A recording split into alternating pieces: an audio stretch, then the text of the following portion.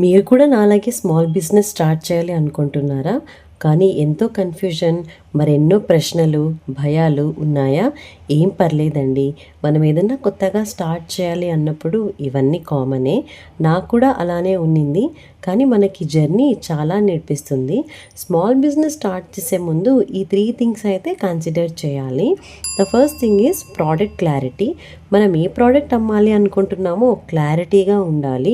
శారీయా, జ్యువెలరీయా, కుర్తీసా, మీకు దేని మీద బాగా పట్టు అండ్ ఇంట్రెస్ట్ ఉందో తెలుసుకోండి. The second thing is low budget.